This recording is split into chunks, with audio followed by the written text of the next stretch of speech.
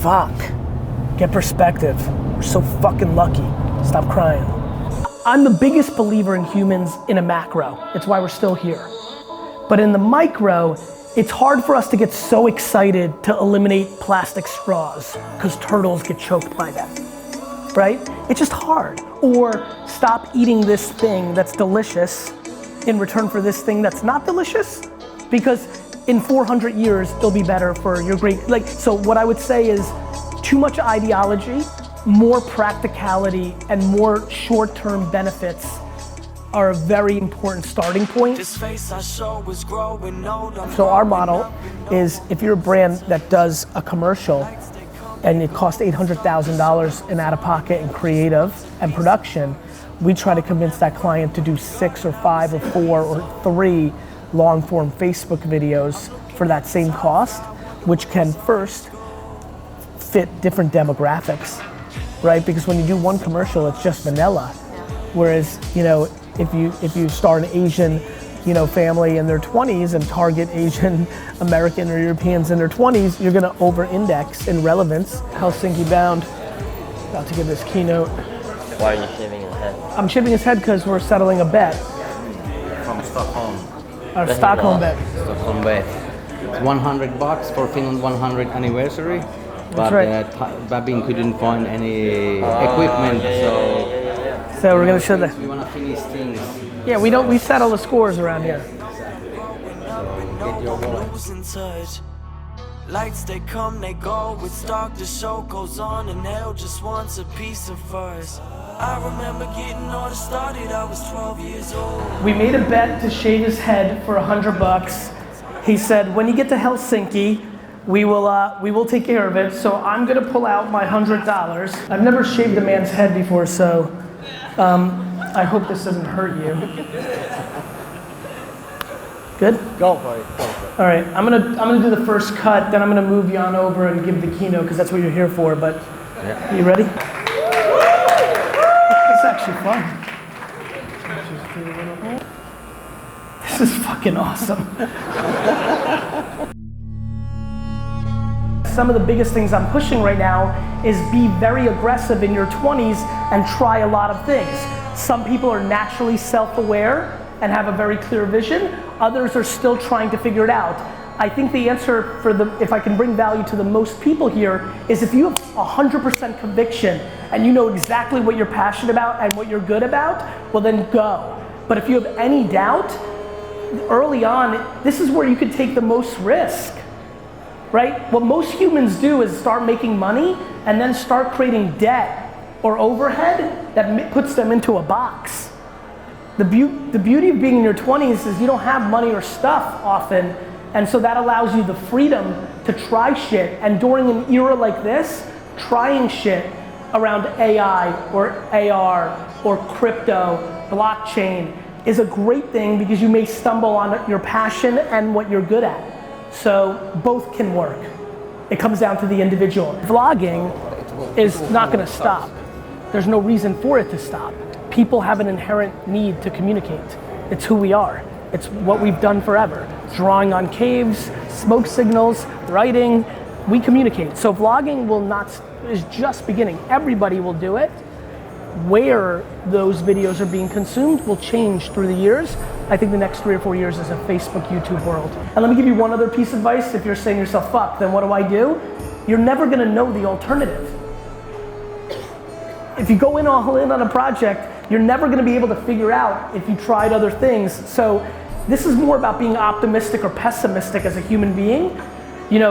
If in 10 years, if you didn't try something else, even if you're successful and you're a pessimist, you're gonna make up in your own mind that if you did something else, it would have been better. So I think this is about making a decision and not dwelling or pondering on what if, because what ifs cripple people. 99% likely it won't happen, but if you're 1% that's good enough to actually execute and get to the place where you go global, then you get to go global. But nobody is global right away. But everybody looks at Facebook and Uber, Uber started in just San Francisco. Uber spent a year and a half just trying to figure out San Francisco. A year and a half. Do you understand? That's a long time. Yeah, no, it's not. it's a long time in the way that you're wired right now. Yeah. A year and a half is nothing. So when I met you first time, 2011. Yes. Right after that, I founded my own agency. Yes. And watch up, don't screw D-Rock's angle there. I founded the agency. I sold everything I had and my apartment on eBay. And today we are 12 people and about 1 million euro in revenue. Congratulations. What's the biggest mistake people do where they are, where I am now? At this point? Yeah. I think they get impatient. Yeah. It took you all this time to get here. Yeah. Now you got this nice little foundation. Yeah.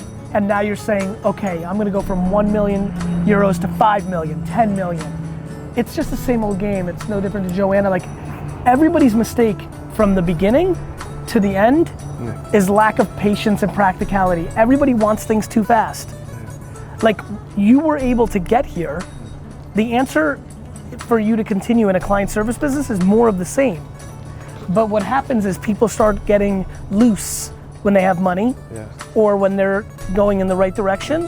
So I think, I think the thing that you need to continue to do is continue to hone your craft in whatever the agency does, get more clients, and then also keep an eye on any technology that can disrupt.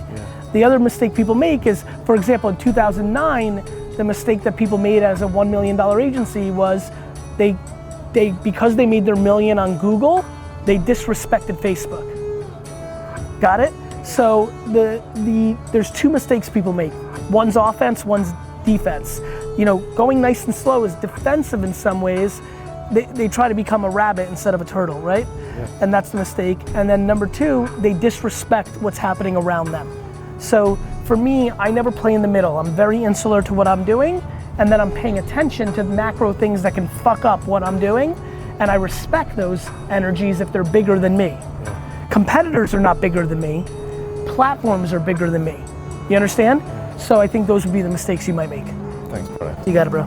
Happy birthday. Thank you. I was talking to a Chinese couple, and the male-female duo asked me a very good question, which I didn't really have an answer for, but it was how, and he's approaching it from the largest sovereign state in the world, or whatever it is, right? And there's 195, 200 odd of these and one global system. So his question was, where or how does a sovereign state, with all its institutions, with all its mechanisms in place, effectively control or manage the tide of automation that is on its way? Well, I think that we are underestimating our ability to find new things for people to do. I mean, everybody said that farming was the infrastructure to our society. There was a time and age when machines were invented that eliminated farming jobs, and everybody said that it would ruin our world because everybody was a fucking farmer. But then we did other shit. For example, David's career is to film another human being and travel with him.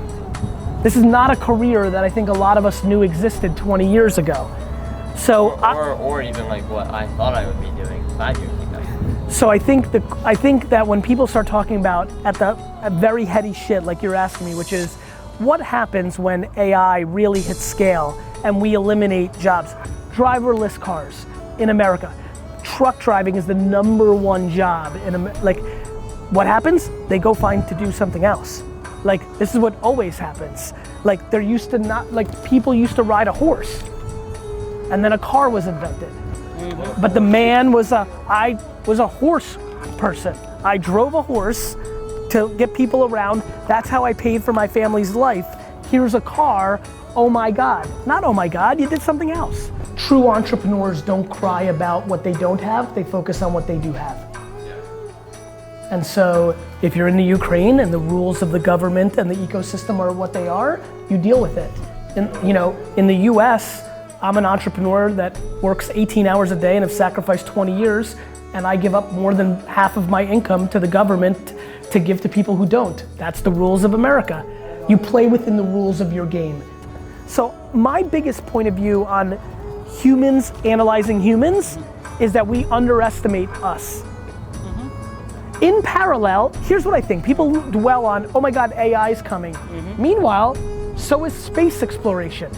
Let's say space exploration works. Let's say all of us here actually want to live on the moon. Let's just play. Do you know how much shit we have to do up there? Like, I think there's enormous underestimation of the human spirit. It's how I think about terrorism. If terrorism was as real as people think it is, there'd be a terrorist act with a car driving through people in London, Paris, and New York every day of the week. It's unstoppable. It's unstoppable to stop somebody from getting into a car and driving into a bunch of people. We underestimate how good the human spirit is and how capable the human spirit is. Since 1950, there's been a human that's had the ability to blow up the whole fucking place. I mean, so to answer your question, very easily, because what humans do, not sovereign states, is find other shit to do. So if you work at a fucking telemarketing station right now, and AI is gonna answer all those questions, and you're not gonna have a job anymore, you're gonna find a different job, like following somebody around with a camera.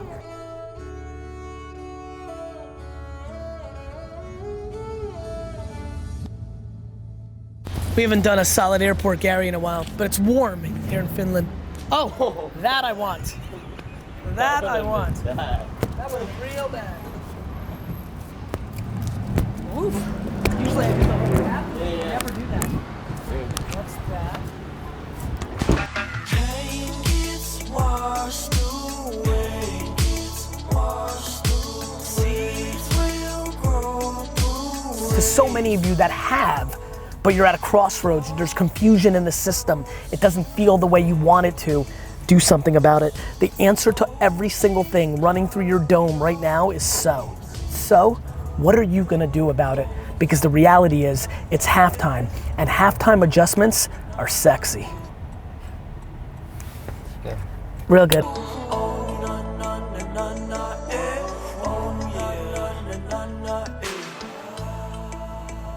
To me, buying and doing something to get some money, then going and buying things that are underpriced and then selling them, and if we have technology, eBay, Facebook Marketplace, Craigslist, or like at a flea market, that is literally something everybody on earth can do.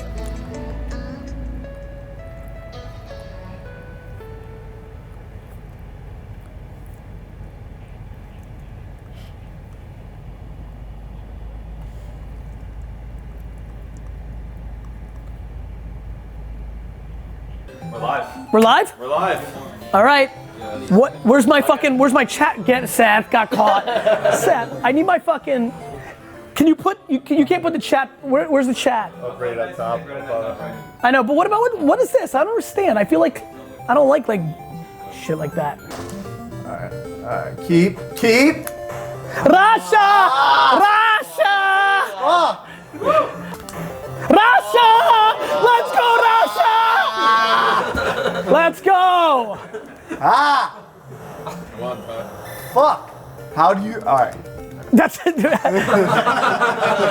I lived that life. I lived it a whole entire game. I don't know how to bury it! My keeper's the MVP. Let's go! Let's fucking go, Twitch! Come see me, ninja! Severy, tell him. Twitch World, we bought, you know, the winners get gifts over here, so we're presenting Gary with the trophy. You know, he's blossoming in the world of tech, media, social, entrepreneurship. This is fucking amazing. Tell everybody what this is about. This is Tell them about that talent. SpongeBob marijuana plant, and you can see SpongeBob has 3 eyes. He's feeling really good. It's a collaboration by myself and Ron English, and made by Monsters. So we had the hand delivered to Gary. We got 3 different versions. I got the gold one? Yeah, we got a gold one. And so break down the numbers. This came out, sold out. Gold sold out first. And how much, and let's start with this. This, how many units? It's 500 of them. 500 units of this. Correct. Sold out. Sold out. And how much was this? $650. All of them sold out. If anybody can open the other ones for us, then, so you got the whole set. Wow. $650 on this one. Yep. And Now- the other two is called Ganja Grin Gold and Ganja Grin Silver. So tell everybody about the Charlie Brown, because I think that really established your How I foundation. started. Yes. So what happened with the world, I grew up looking at cartoons and I was like, yo, there's no African American cartoon, so I created a black Charlie Brown figure. Made them two different colorways, one black gold, one was silver. And it sold out in success. We did 600 pieces, sold out in 3 minutes. And this is our third toy. And this one is This is the gold. the gold This is Ganja Grin. crazy. This is crazy. That was the first one to sell out. And how many of these were made? It was 150 each of these. And how much was this? This all of them was 650. All 650. Yep. And then this is the Silver? silver. And he's called Pot of Gold, he called Silver Haze. So for all fresh. y'all, everybody that's watching Twitch, you know, inhaling and exhaling, we're gonna leave it at parental guide. Dave's been going on this ship for many years now. Oh, what a pass! That was a good give and go. All right. Let's go. Look at that big late jumper. Not bad. 10 to All right. 6.